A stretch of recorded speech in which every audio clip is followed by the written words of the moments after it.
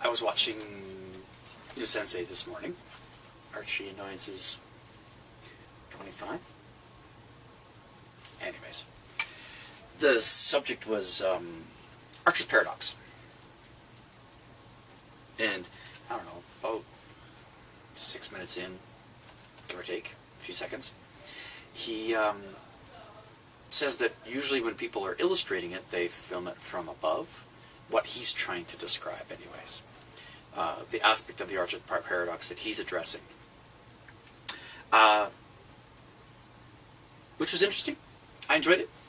I also enjoyed reading the comments behind, and right away people are arguing. It is what it is. People argue over the physics of it and the definitions, and I don't know why, but they do. Anyways, I was flipping through my the rest of my feed, and I saw a video from Martin Spory about archery, but he wasn't talking about Archer's Paradox.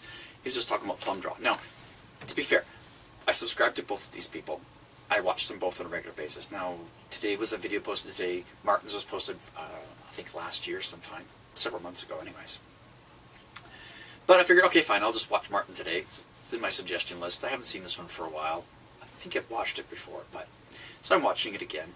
And, I don't know, 2 minutes in, give or take, Martin's got a camera above his head, and he's demonstrating thumb draw, and he's got it in slow motion, and he's drawing his bow, and so you clearly see what nusensie was trying to illustrate about the Archer's Paradox, or that particular aspect of the Archer's Paradox that he was addressing, which is when you point the bow, when you pull the bow up to draw it, your arrow's over there, and then as you draw the bow, now it's pointing at what you're trying to see, right?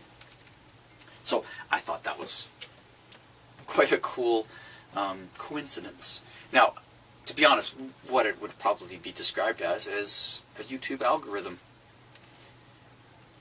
And still a coincidence, but the YouTube algorithm prompted it. I didn't have to click on it, but I clicked on it anyways. To be honest, there's a lot of things that YouTube suggests to me I don't click on, because I don't, yeah. But it's still, it was an interesting and fun connection. I'll put the links below because I don't want to edit them into my video because, well, I actually want you to go when I'm done having my, whatever I do here, this vlog, I guess. I want you to go watch them. It also got me thinking about, Archer's Paradox as well, and how this is, archery is a universal or near universal technology to just about every group of peoples on the planet, whether it is something that was introduced to them and adopted by them from somewhere else, or it was invented by them and adapted to the needs of their circumstances. Because the majority of archery is just that. It's an adaptation to your surroundings of the materials that you have on hand. A clubmate and, dare I say, friend, Roland Bohr, who does material studies here of the North American indigenous peoples, and he has a particular interest in archery. I mean, he's a clubmate. We both go to Robin Hood pole archery. And that's one of the subjects that he talks about, and he has written. There's a book that's used in his classes as a textbook. I don't have a copy of it. That's presently, I lent it to someone else, so I can't, show it to you. But it's Gifts of the Thunder Beings, and it's talking about how in the region that we live in, so the subarctic, and then of course the plains, which is where we begin is where the subarctic and the Canadian Shield, combination of the three, meet the Great Plains. And he was talking about how the firearms were introduced into this region, and of course the effects that it had on archery, and that in certain circumstances, especially among the plains people, archery and firearms existed side by side for a considerable period of time. And one of the things that I kind of took as I got as a takeaway from Roland's writings was that in this very, very diverse geographic region, you know, the Canadian Shield, the subarctic, and then of course the plains, each group had bows that were made based on what they had available to them. So, for example, the Inuit people, the further north you go, they didn't have a heck of a lot of wood. And so they made with what they had, and they made cable-backed bows. So their bows were reinforced by cables. No, not steel cables, but cables.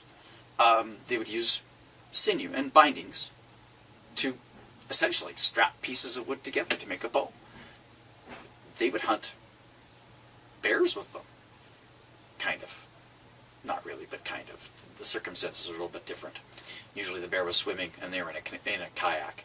Yeah, and that's the other thing too, is they would shoot these things from kayaks or boats or that sort of thing. And they would hunt animals, birds, you name it. The subarctic peoples who were in the woodlands, you know, further south from the Innu, they made their bows out of the wood that was available around them. And then you get into the plains peoples, where once again, wood isn't exactly as widespread as you would think, because, well, it's prairies, it's plains, right? There's wood available, just not huge amounts of it, or, you know, long staves. So they primarily made short bows with short draws, and they developed sinew-backed bows, essentially composite bows, because they're using multiple materials and gluing them and binding them together. These are all things that were invented, and they understood the concept of the archer's paradox because they were manufacturing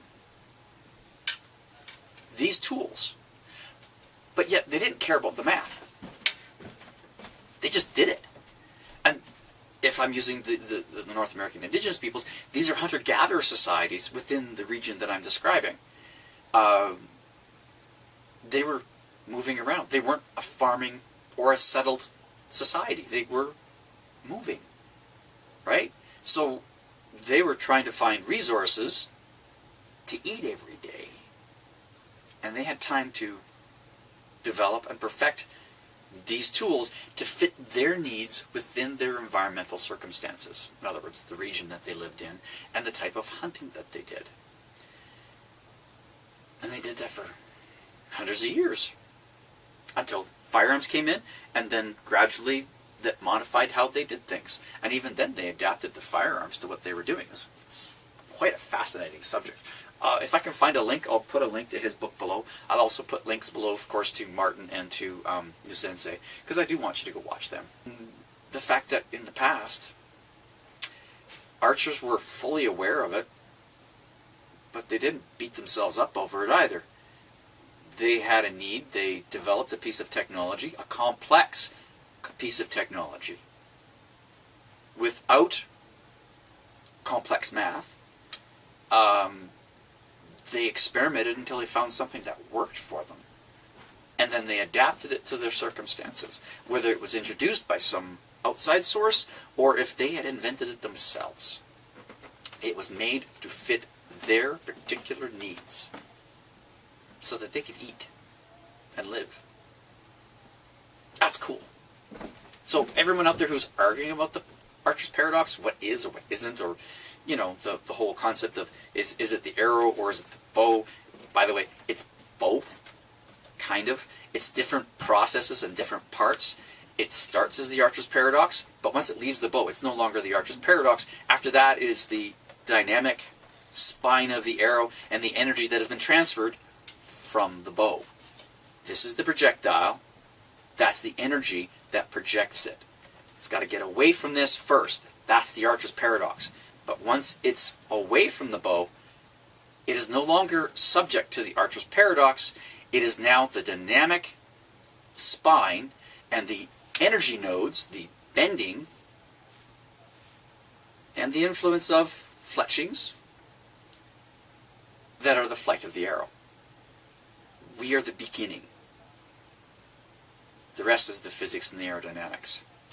And energy being transferred. It's all cool. Like, it's really cool. And high-speed stuff is, like, really, really cool to see. And it was fun to see those different connections. I'll put a link below to Smarter Every Day, because he did one with Brian Ferguson. He's describing the Archer's paradox as being the actual flight of the arrow. And yes, but no. And the only reason why I'm saying no is because once it leaves the bow, it's beyond the Archer's paradox. The Archer's paradox starts and ends with the beginning of the transfer of the energy to the projectile.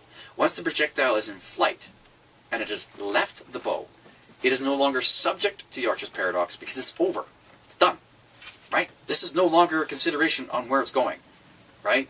It's going to go because of the physics and the dynamic performance of the projectile that's been invented. Now, this is incredibly important to both the leaving the bow and flying, but it's just one more step in this really cool universal technology that has been used on our planet for thousands of years and invented by multiple people and innovated by multiple peoples for centuries. Like, we're continuing to innovate it today. That's what compound bows are. That's what modern archery is. It's an innovation. I mean, today now it's a sport and it's a form of entertainment, but we're still innovating each and every day. Why? Because it's fun. Keep having fun, guys.